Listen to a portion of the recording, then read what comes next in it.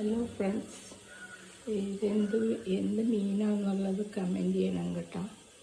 ഇവിടെ ഞങ്ങൾ പറയുന്നത് ഫിലോപ്പിയ എന്നാണ് എന്നെ പറയുന്നത്. നിങ്ങളുടെ നാട്ടിൽ എന്താ പറയുന്നതെന്ന് ഒന്ന് കമൻറ്റ് ചെയ്യണം. അത് തക്കാളി ഇട്ട് തേങ്ങ അരച്ച് കറി വയ്ക്കണം. ഞാൻ കാണിച്ചു തരാം കേട്ടോ. ആദ്യം വെളിച്ചെണ്ണ ഒഴിച്ചിട്ട് കടുക് പൊട്ടിക്കണം. ഉലുവയും പൊട്ടിച്ചിട്ട്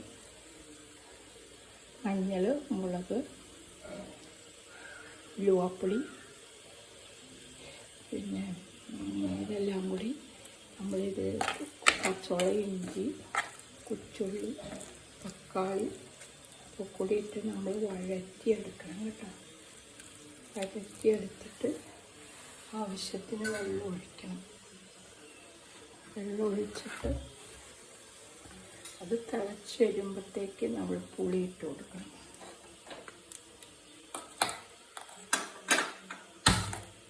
പുളി ഇട്ട് കൊടുത്തിട്ട് ഉപ്പ് ആവശ്യത്തിന് വെള്ളം, ഈ അരപ്പ് മൂത്ത് കഴിയുമ്പോൾ നമ്മൾ വെള്ളം ഒഴിക്കണം. ആവശ്യത്തിന് വെള്ളം ഒഴിക്കണം.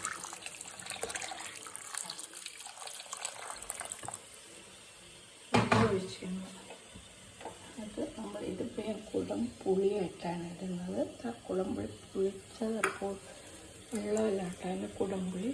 ഒരു 8 ചുള കുടംപുളി ഇടണം കേട്ടോ, നാടൻപുളി. എന്നിട്ട് ഉപ്പും കൂടി ഇട്ട് തിളച്ച് വരുമ്പോൾ മീനാണ്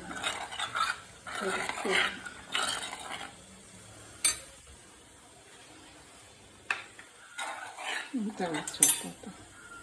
തിളച്ച് വരുമ്പോഴത്തേക്കും നമ്മൾ ആദ്യമേ ഇത് ക്ലീൻ ചെയ്ത് വെക്കണം. അറിയാമല്ലോ, ഇത് എല്ലാവരും തൊലി പൊളിക്കും. തൊലി പൊളിച്ച ടേസ്റ്റ് ഉണ്ടാവില്ല.